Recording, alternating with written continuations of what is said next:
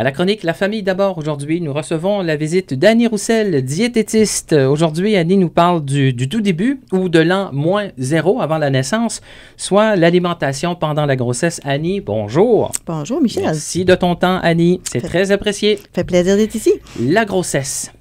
J'imagine que déjà, c'est un bouleversement. Comment on peut peut-être définir l'apport de la nutrition ou l'arrivée peut-être d'une certaine nouvelle façon de faire quand la femme et le couple attendent un enfant? Eh bien, une des choses qui se passe pendant qu'on est enceinte, c'est sûr qu'on a besoin de faire un peu plus attention à ce qu'on mange, parce que là, on est en train de nourrir un bébé qui grandit. Mais c'est un mythe de penser qu'on a besoin de manger pour deux. OK. Donc ça, la pression de l'entourage, comme on entend depuis quelques années, c'est pas vrai. Exactement. Donc, manger pour deux, oui, mais pas en quantité. Donc, par exemple, si on n'a pas besoin de manger 2 fois plus de nourriture parce qu'on est enceinte. OK. Est-ce que pendant il y a des stades où certaines nourritures est plus présente ou devrait être plus présente pour le développement peut-être de l'enfant? Bien, au début de la grossesse, même avant de tomber enceinte ou même avant de prévoir de vouloir avoir un bébé, ce qu'on recommande, c'est de prendre des multivitamines spécifiquement fait pour la grossesse. Son contenu est vraiment élevé en acide folique. Puis l'acide folique peut prévenir le spina bifida chez le nourrisson. Très important. Ça, on l'a vu déjà depuis quelques années. C'est dans la routine, si on peut dire, de l'alimentation chez la femme enceinte depuis longtemps. Oui, exactement. Puis même, on recommande que toute femme qui est en âge d'avoir des enfants, même si ça ne planifie pas d'avoir des enfants, devrait prendre ces multivitamines-là, juste au cas où quelque chose arrive qu'elle tombe enceinte. Il y a toujours de belles surprises qui peuvent arriver. Exactement. Oui, donc là, on est bien préparé, puis on s'assure que notre bébé a les meilleures chances. Donc, ça veut dire qu'il y a aussi cette préparation. Si l'enfant est prévu, si on sait déjà qu'on travaille sur le cas, ça veut dire que le couple, la femme doit se préparer peut-être à avoir certaines modifications, pas seulement physiques. Non, exactement. Donc, on peut prendre ces vitamines-là au moins 3 mois à l'avance, avant qu'on planifie. Et puis, c'est certain que c'est un bon temps aussi de réfléchir sur nos habitudes. Donc, si on s'attend d'avoir un bébé, comment on peut réfléchir à comment on veut élever cet enfant-là dans notre alimentation. Donc, est-ce qu'on mange nos 3 repas par jour? Est-ce qu'on s'assied en famille? Donc, c'est toutes des choses qu'on peut déjà se préparer parce que quand on va avoir une famille, on ne mange pas tout à fait la même façon que quand on est un couple célibataire. Oui. Un couple, oui. La routine est peut-être moins là, mais il va falloir amener cette routine, justement, de nutrition. Exactement. Ça réconforte, il paraît, la routine. Oui, ça réconforte. Il y a des choses qui sont revenues. On discutait des fois avec des amis enceintes et des fois, le café. Qu'est-ce qu'on fait avec mon café du matin? Est-ce qu'il y a des choses que les femmes devraient surveiller ou vraiment modifier qui pourraient peut-être avoir un impact après 7 ou 8 mois de grossesse? Mais le café, c'est une bonne question. Okay. Habituellement, on recommande pas plus que 1 ou 2 cafés par jour. Donc, un café, là, c'est pas la grosse canisse, là. Hein? Non, c'est pas le triple, ouais, extra large. Oui, c'est ça. On se comprend. Donc, c'est une dose normale de café. Oui, une tasse mesurée. Une tasse mesurée. Donc là, j'imagine, on va aller au café avec la... À peu près. À peu près, à Lise-Modo. Donc, c'est 1 café par jour? Oui, 1 à 2, mais si on peut se limiter à 1, c'est encore mieux. OK. Là, on imagine que, il y aura cette routine aussi à casser. Quelles sont peut-être les méthodes que vous suggérez aux femmes pour peut-être arrêter certains aliments qu'elles étaient habituées? Parce qu'on a toujours, des fois, cet attachement ou ce réflexe acquis ou inné de se diriger vers certains aliments comme le café? Des fois, c'est de trouver une autre alternative ou de même de développer des nouvelles habitudes. Donc, si on est habitué de prendre notre café avec, je ne sais pas, un déjeuner, on peut peut-être changer notre déjeuner un peu pour pas que ce soit autant associé. OK. Puis d'autres choses aussi qu'il faut regarder, qu'il faut vraiment éliminer durant la grossesse, c'est tous les aliments à risque d'intoxication alimentaire. On est beaucoup plus fragile pendant qu'on est enceinte. OK, comme? Comme par exemple, tout ce qui est viande crue, comme le sushi par exemple, les huîtres, ça, on essaie de toujours bien cuire nos aliments. Même le jaune d'œuf devrait être pas coulant, d'avoir un jaune d'œuf bien cuit. Bien cuit. Les fromages aussi à pâte molle, comme les camemberts ou à base de lait cru, c'est non recommandé durant la grossesse. Ah oui, d'accord. Donc, de toute façon, la science est là aussi pour guider en même temps. Hein? Exactement. OK, d'accord. Donc, le café, on gère ça. On gère nos modifications. Quand vous avez parlé peut-être d'acide folique, il y a d'autres éléments comme le fer et le calcium. Vous nous disiez avant d'entrer en ondes que c'est important aussi à peut-être ajuster parce que le corps de la femme va en avoir drôlement besoin. Oui, exactement. Le fer, c'est un des minéraux qui aide à régénérer le sang. Donc, si on a un manque de fer, on peut se sentir beaucoup plus fatigué. Donc, le fer se retrouve surtout dans la viande rouge, dans les légumineuses. Mais souvent, si on a tendance à moins avoir envie de manger ces aliments-là durant la grossesse, c'est encore plus important de prendre nos multivitamines parce qu'il y a des doses plus grosses de fer dans les multivitamines pour la femme enceinte. OK, donc c'est de compléter. Exactement. Et le calcium, ben là, le but n'est pas de boire 4 litres de lait par jour non plus, ni une brique de fromage. Exactement. Ça aussi, c'est un mythe qu'on doit prendre une quantité excessive de lait. 2 à 3 verres de lait par jour, c'est suffisant. Si on prend nos 3 verres de lait, on n'a pas besoin d'ajouter du fromage ni du yogourt. Si on a beaucoup trop de calcium, ça peut même provoquer la constipation. Mais là, je parle de doses vraiment excessives. Vraiment excessives, d'accord. Oui, donc, les souris de fromage, là, on peut, mais c'est toujours à se surveiller et à écouter un peu, on imagine, ce que le corps de la femme va lui donner comme résultat, comme réponse. Oui, exactement. Fait que c'est surtout de suivre son appétit, sa faim. Donc, on n'a pas besoin de manger 2 fois, comme je le disais au début. Ouais. Mais si on a vraiment un gros appétit, c'est pas non plus de se limiter. Donc, de toujours manger à sa faim et de s'assurer qu'on a des repas réguliers à des heures régulières, ça aide à contrôler la faim aussi et les freins. Pendant la grossesse, il peut y avoir des pertes de poids, même si la femme continue à se nourrir. Première semaine, ça peut arriver qu'on a une perte de... Surtout si on a des nausées ou on se sent pas trop bien les premières semaines.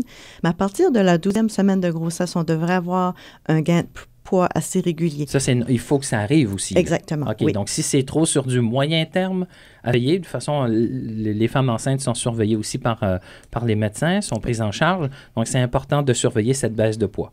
Oui, s'il y a une grosse perte de poids significative au début, c'est très important de consulter. Non, c'est pas normal du tout. OK, d'accord. Ouais. Donc, on imagine qu'il y a quand même des choses que la femme doit faire une croix dessus au niveau de l'alimentation. Vous avez parlé de... En plus, on est dans le paradis des fruits de mer. Exactement. Fait que, OK, slack la crevette, vas-y mollo avec les huîtres. Est-ce que vous pouvez donner des trucs? Parce que des fois, on peut avoir une rage et cette rage-là, des fois, peut se transformer en frustration parce qu'on sait que c'est ça qu'on veut aussi. Oui. C'est comme toute dépendance ou on peut être dépendance à la crevette, il n'y a aucun problème avec ça. Mais de quelle façon les personnes peuvent essayer de gérer ce moment quand on voit que la famille se fait un barbecue et que nous, on n'y a peut-être pas accès? Bien, c'est encore là de contrôler nos repas. Donc, si on saute des repas, c'est sûr que nos fringales ou nos rages vont être beaucoup plus intenses. C'est la même chose si on n'est pas enceinte. Si on saute trop de repas, on va avoir trop faim. Donc là, c'est plus difficile à contrôler. Donc, ça serait les mêmes principes même durant la grossesse. Okay. C'est certain qu'il y a des mythes aussi qu'une femme enceinte va manger des cornichons avec la crème glacée. Là. Bon, on aime ça mettre ça à la télé, même à la radio des fois. Okay. Donc ça, c'est des mythes. Ça peut arriver, mais c'est pas quelque chose que j'ai vu très souvent dans ma pratique. OK, d'accord. Donc, c'est bien. Ça, c'est peut-être nous, les hommes, qui avons peut-être envoyé ça comme mythe un peu trop. Peut-être. Peut-être. OK, on cherchera là-dessus. Il y a des fois, de petits inconvénients qui peuvent arriver pendant la grossesse. Reflux, constipation, diabète de grossesse. Le reflux, de quelle façon tout ça arrive? On imagine que est-ce que le reflux peut arriver dans les premiers instants, les premières semaines de la grossesse ou c'est un petit peu plus tard? Bien, en règle générale, c'est un peu plus tard parce que le bébé commence à être de plus en plus gros, donc il prend de plus en plus de place. Ça écrase un peu l'estomac, il y a moins de place pour la nourriture. Okay. Donc, surtout en fin de grossesse. Mais ça peut arriver au début, là, aussi dû aux nausées. Donc, les nausées, si c'est trop fréquent, ça peut causer du reflux aussi. Mais je dirais que c'est plus fréquent dans la fin de grossesse. Est-ce qu'on doit réadapter sa nutrition quand le reflux commence à se faire de plus en plus présent? Oui, on a des trucs qu'on peut donner, comme par exemple de manger des plus petits repas plus souvent, puis de boire nos liquides séparés de nos repas. Donc, de manger... Pourquoi? Parce que le liquide a tendance à remonter plus facilement. Fait que si on le mélange avec la nourriture, là, c'est la nourriture et le liquide qui va monter en même temps. OK, on mange et entre les repas, on boit. Exactement. On boit de l'eau? Oui, du lait ou de l'eau. Oui. OK. De l'eau, est-ce qu'il y a une limite à boire dans une journée ou en quantité ou il y a des quantités qui sont suggérées pour que les deux êtres soient bien hydratés, si on peut dire? Puis on peut regarder aussi au niveau de la constipation parce que si on n'a pas assez de liquide, souvent un des signes, ce serait la constipation. Et puis, c'est de vraiment être alerte aussi à nos signaux de la soif. Donc, des fois, si on est beaucoup distrait ou qu'on a beaucoup de choses en tête, on peut ne pas se rendre compte qu'on a soif. Donc, c'est la même chose qu'on soit enceinte ou pas. Mais c'est sûr qu'enceinte, on a besoin de boire encore plus d'eau parce qu'on a beaucoup plus de sang, on a beaucoup plus de liquide pendant la grossesse, donc c'est important de boire assez d'eau. Mais il ne faut OK. pas non plus se noyer dans de l'eau, là. Non, il ne faut pas. OK, d'accord. Ça sera à surveiller toujours. Des cas aussi qui peuvent arriver de grossesse, de diabète de grossesse. Est-ce que c'est automatique? C'est pas toutes les femmes enceintes qui vont avoir le diabète de grossesse, mais il faut surveiller. Oui, c'est habituellement une prise de sang que votre médecin va vous demander de faire vers la 21e semaine. Ils vont vous demander de boire un jus sucré, puis après, on vous prend une prise de sang pour voir si oui ou non il y a du diabète de grossesse. OK. C'est habituellement un test de routine qu'on demande à toutes les femmes parce qu'on ne peut pas toujours se fier sur l'apparence de la femme. C'est une maladie génétique, le diabète. Donc, si ça run si c'est quelque chose qui se passe dans votre famille, eh bien, vous êtes plus à risque pour avoir le diabète de grossesse et pour peut-être avoir le diabète de type 2 par la suite. Par la suite, donc, quels sont les impacts quand la femme, on a décelé chez la femme le diabète de grossesse? Et là, on imagine qu'il y a des mesures à prendre. Oui, là, habituellement, on va vous demander de voir une diététiste en milieu clinique. Elle va vous donner vraiment un régime spécifique à suivre pour contrôler vos sucres jusqu'à la fin de la grossesse. Donc, il y aura un suivi. Et Oui. il y aura un suivi après la grossesse aussi pour voir, parce que est-ce que le diabète s'en va automatiquement quand le bébé naît? Habituellement, oui, mais c'est Habituellement. vraiment important une année après la naissance de votre enfant que vous refaites une autre prise de sang pour voir si oui ou non c'est revenu en diabète de type 2. On n'appellerait plus de diabète de grossesse à ce moment-là. OK, là, c'est diabète de type 2 et Oui. c'est là. Oui, c'est là et ça part plus. Ça ne s'en va plus. En terminant, il y a des images qui me viennent. On a parlé de perte de poids pendant la grossesse, la pression malheureuse sociale du corps de la femme pendant la grossesse.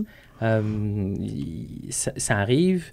Les femmes se retrouvent et certaines personnes peuvent dire, ben, mon corps est en train de se modifier et je n'aime pas nécessairement l'image que ça donne. Vous en avez vu des cas? De quelle façon on peut approcher ces personnes qui s'empêchent peut-être de se nourrir adéquatement pour essayer de garder le plus possible une silhouette?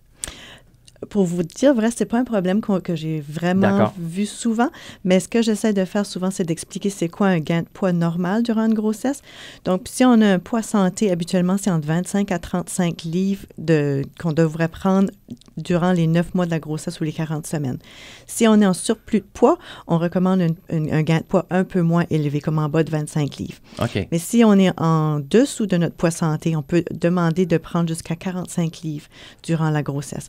Donc, c'est vraiment en relation avec la cliente qu'on va déterminer c'est quoi un gain de poids approprié, puis qu'est-ce qui est santé ou non pour cette personne-là. OK, d'accord. Annie, merci. Ça fait plaisir.